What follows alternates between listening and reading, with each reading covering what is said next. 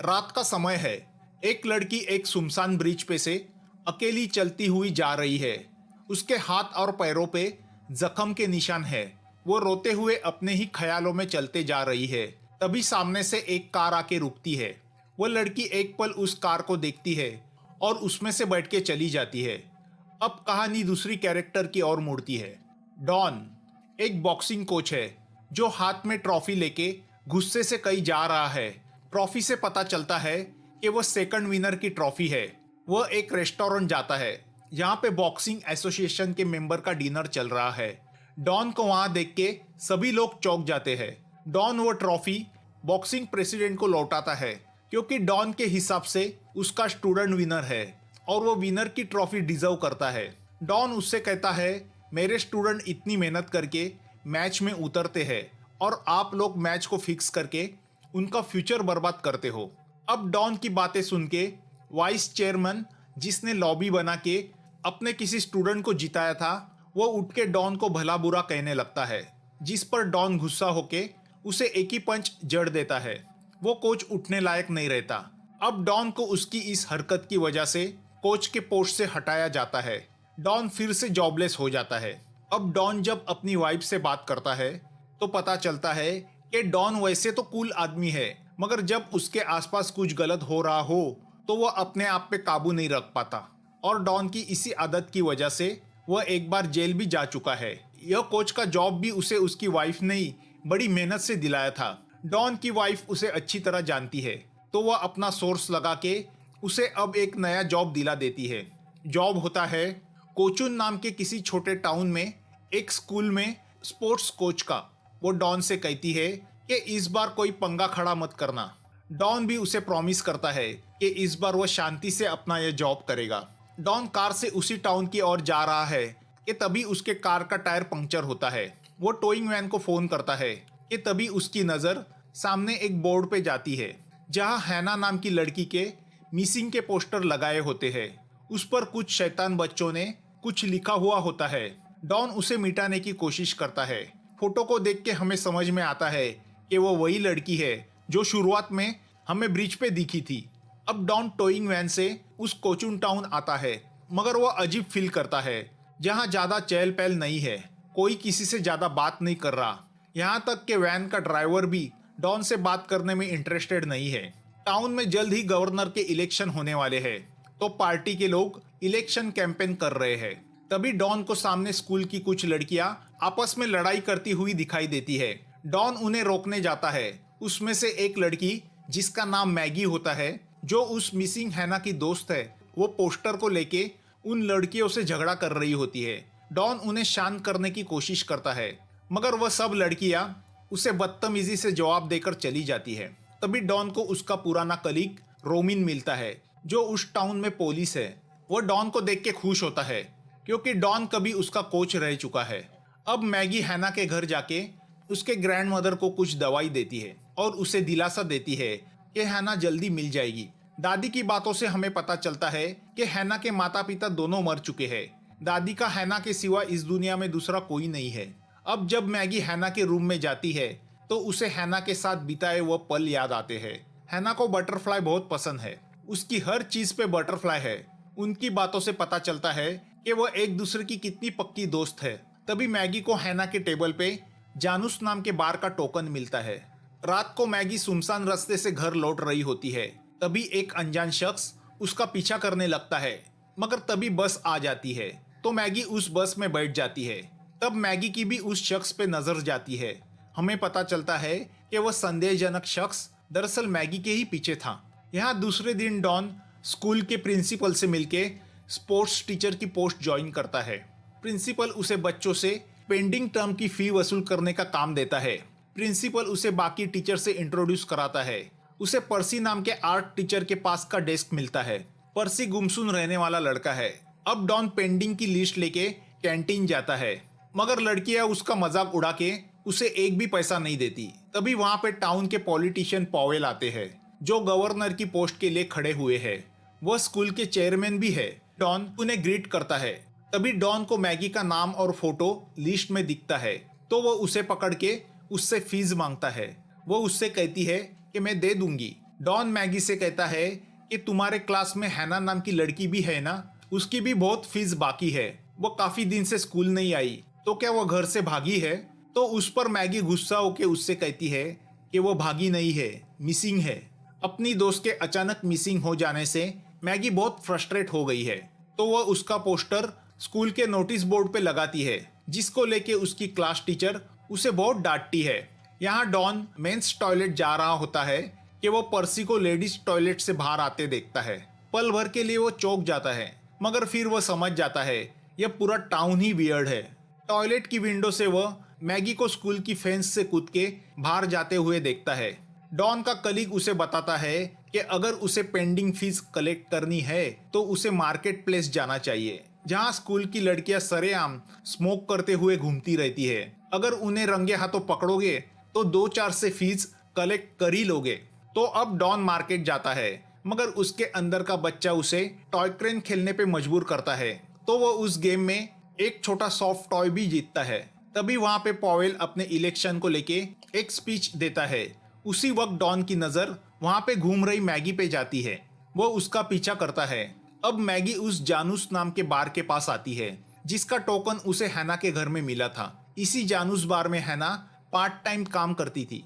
बार बंद होता है तो मैगी बैक डोर से अंदर जाती है। दूर से डॉन उसे देखता है।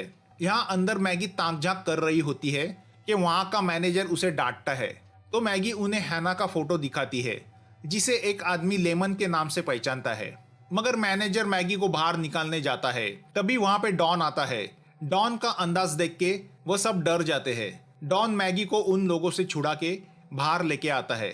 वो मैगी से कहता है कि तुम्हें ऐसी जगह नहीं जाना चाहिए। अगर तुम्हारी दोस्त मिसिंग है तो उसे ढूंढने का काम पुलिस का है, तुम्हारा नहीं। तभी वहाँ पे बार की ही एक लड़की आती है। वो मैगी से कहती है कि मैगी यहाँ पे लेमन के नाम से जानी जाती है, मगर वो इससे ज्यादा कुछ जानती नहीं थी। वो उनसे कहती है कि अगर उनको कुछ जानना है तो वो इसाबेला मैडम से मिले। अब डॉन मैगी को अपनी कार से घर छोड़ने जाता है, मगर मैगी उससे नाराज है, क्योंकि वो भी औरों की तरह हैनी के मिसिंग को लाइटली ले रहा है। दरअसल डॉन फिर से चक्कर में फंसना नहीं चाहता था, तो अब मैगी डॉन को बीच रास्ते कार रुका के वहीं पे ड्रॉप करने बोलती है।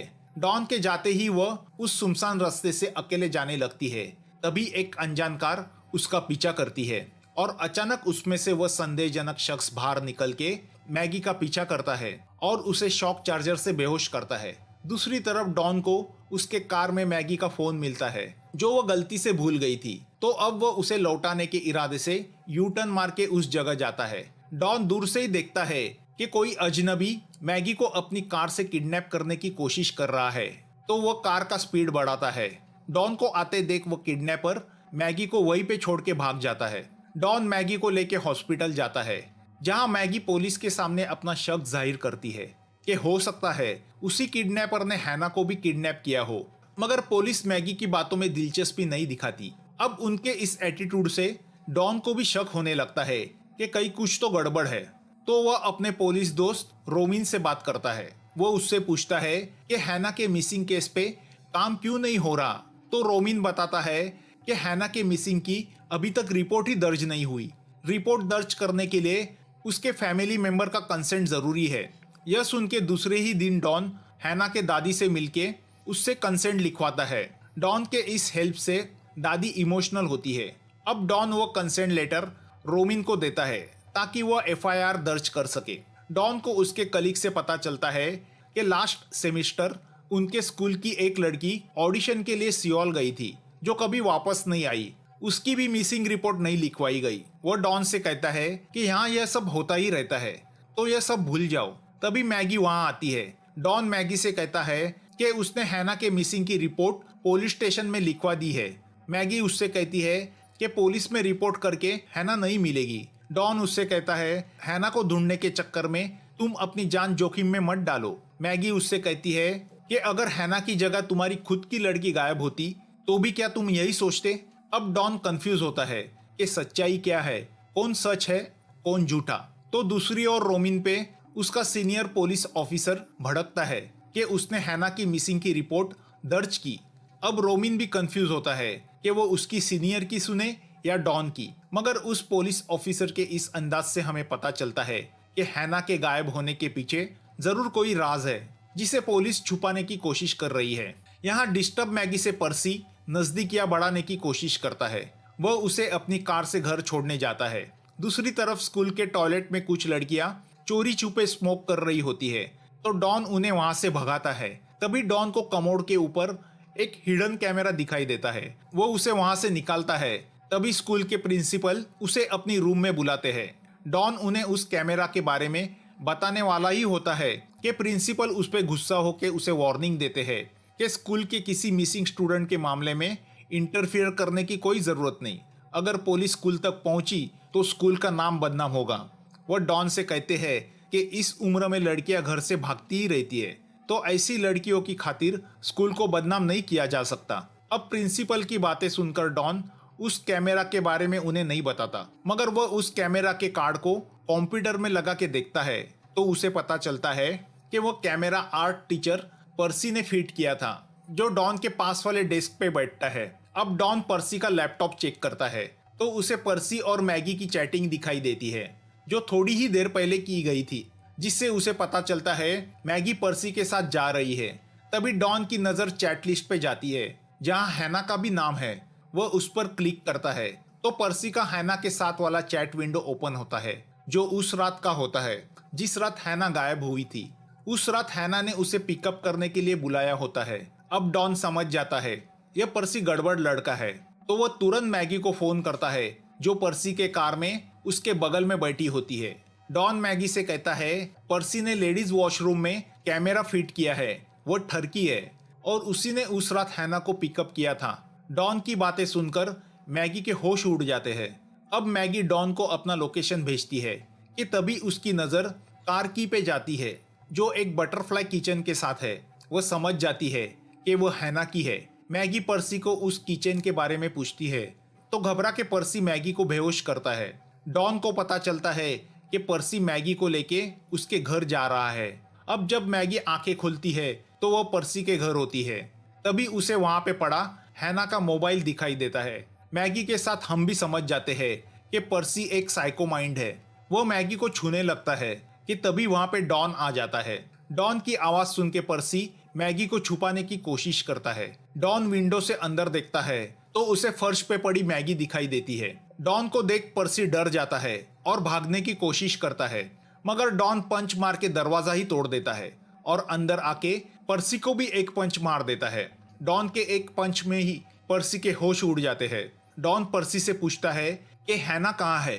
पर्सी उससे कहता है उसे पता नहीं।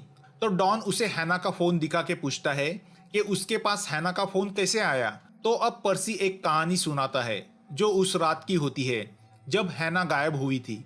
वो बताता है कि कुछ रात पहले हैना ने उसे मैसेज किया था कि मैं उसे पिकअप करूं। मैंने ब्रिज पे उसे पिकअप किया, मगर मुझे दिखा हैना के पूरे शरीर पे चोट और जख्म के निशान थे। वो काफी डरी हुई थी, शायद उसके साथ किसी ने कुछ गलत करने की कोशिश की थी। तभी उसे किसी का फोन आया तो उसने मुझे बीच रास्ते ड्रॉप करने को कहा। मैंने उसे पेट्रोल पंप पे छोड़ दिया। उसे वहां से कोई और पिकअप करने आने वाला था। मैं वहां से चला गया, मगर थोड़ा आगे जाने के बाद मुझे हैना की फिक्र होने लगी, तो मैं वापस पेट्रोल पंप आ गया। मगर जब मैं वापस आया तो हैना वहां नहीं थी। मुझे लगा शायद वो टॉयलेट गई होगी। मैं टॉयलेट गया तो वहां मुझे हैना का यह मोबाइल मिल गया। अब डॉन उससे पूछता है कि अगर ऐसी बात थी तो तुमने पुलिस को क्यों नहीं इन्फॉर्म किया। पर्सी कहता है मैं नया नया आर्ट टीचर की पोस्ट पे भर्ती हुआ हूँ। अगर मेरा नाम किसी स्टूडेंट के साथ जुड़ जाता तो मेरी नौकरी चली जाती। पर्सी डॉन से कहता है कि वो हैना से प्यार करता था, जिससे डॉन उस पर बहुत गुस्सा होता है कि एक नाबालिग लड़की से प्यार करते हुए उसे शर्म नहीं आई। अब डॉन उससे पूछता है कि कल रात तुमने ही मैगी को किडनैप करने की कोशिश की थी ना। पर्सी उससे कहता है कि वो मैं नहीं था। अब डॉन सोच में पड़ जाता है कि उस रात हैना को किसने पिकअप किया, तो वह है कौन। वह पर्सी को पुलिस के हवाले करता है और उन्हें यह सब बताता है, मगर इतना होने के बाद भी पुलिस उसे इग्नोर करती है और उससे कहती है कि वह उन्हें उनका काम ना सिखाए। डॉन रोमिन से कहता है कि हैना के फोन पे से उस रात लास्ट कॉल किसका आया था वह चेक करे, क्योंकि उसी आदमी ने हैना को पेट्रोल पंप से पिकअप किया था। रोबिन उससे कहता है कि यह सब उसका सीनियर उसे करने नहीं देगा। यहाँ वो डिटेक्टिव जानूस बार के ओनर को फोन करता है और उसे इस सब के बारे में बताता है तो वह बार ओनर यही बात पॉवेल को बताता है। उस पर पॉवेल उसे मारता है। वो उससे कहता है कि इलेक्शन के वक्त वो कोई गड़बड़ नहीं चाहता। तो पॉवेल अब अपने कमिश्नर दोस्त से बात करता है, जिससे पता चलता है कि हैना का मामला ऊपर तक का है, मगर वो क्या है पता नहीं चलता। यहाँ दूसरे दिन स्कूल में मैगी हैना की मिसिंग का दोषी पर्सी को ठहरा के उनके पोस्टर नोटिस बोर्ड पे लगा देती है। वो पढ़ के पूरा स्टाफ शॉक होता है, जिस पर डॉन मैगी को डांटता है। वो उससे कहता है कि अगर वह अपनी पढ़ाई छोड़ के इन सब चक्कर में पड़ेगी तो कभी ग्रेजुएट नहीं हो पाएगी। अब पॉवेल, जो स्कूल का चेयरमैन भी है, वह डॉन को बुला के उससे कहता है कि उसे नौकरी पे से निकाला जा रहा है। वह डॉन को उसका कॉम्पनसेशन भी देता है। पॉवेल उसे हंसते हुए कहता है कि कुछ चीजें सबके अच्छे के लिए होती है। डॉन समझ जाता है कि हैना के केस में इन्वेस्टिगेशन करने की कीमत उसने चुकाई है। दूसरी ओर मैगी अपनी सहेली को ढूंढने का काम जारी रखती है। तभी डॉन को रोमिन का फोन आता है। डॉन उसने बताई हुई जगह पे पहुंच जाता है तो उसे पता चलता है कि पुलिस को नदी में हैना की लाश मिली है। वह सुन के डॉन डिप्रेस होता है। तभी वहां पे मैगी आती है। अपनी सहेली की लाश देख के वो पूरी तरह शॉक होती है। वो जोर जोर से रोने लगती है। डॉन समझ जाता है कि जिसने हैना को किडनैप किया था उसी ने उसे मार भी दिया। यहाँ यह न्यूज सुन के हैना की दादी भी शॉक में चली जाती है। उसके जीने का एकलौता सहारा जो चला गया था।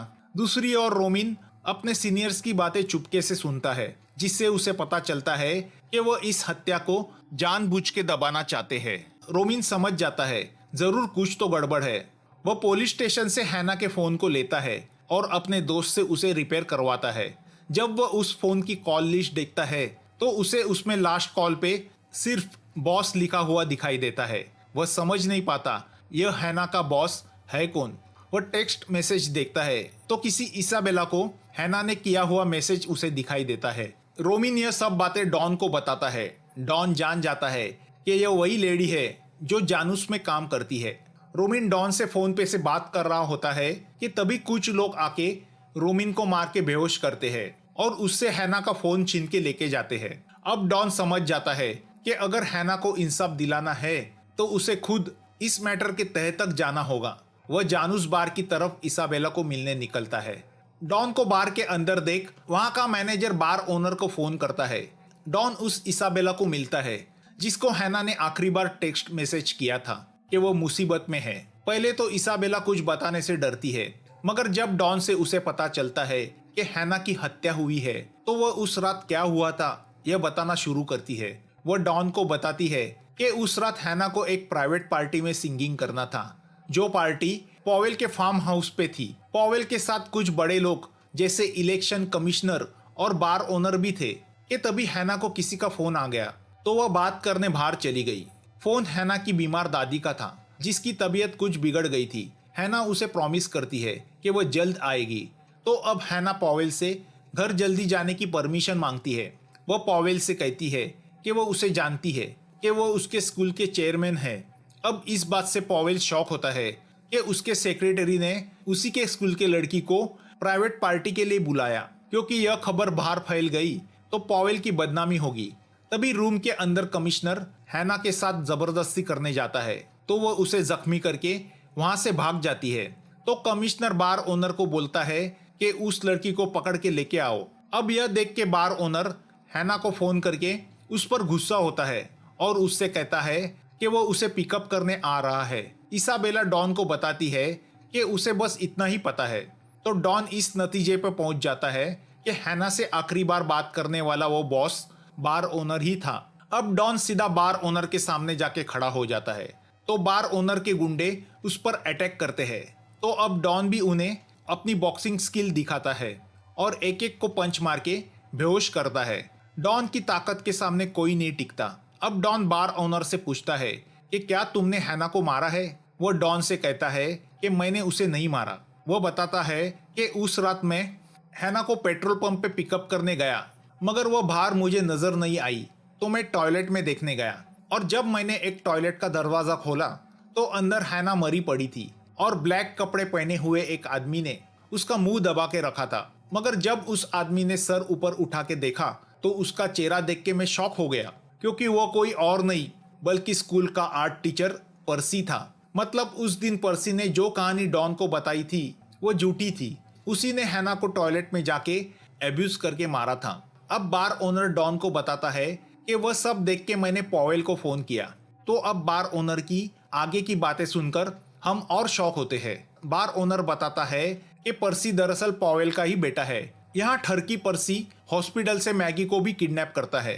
रोमिन से डॉन को पता चलता है कि इसीलिए उस दिन पुलिस ने मैगी के कंप्लेंट के बावजूद पर्सी को छोड़ दिया था। यहाँ पर्सी मैगी के साथ किसी अनजान जगह है। वह अपना ठरकीपन जारी रखते हुए मैगी के करीब जाने की कोशिश करता है।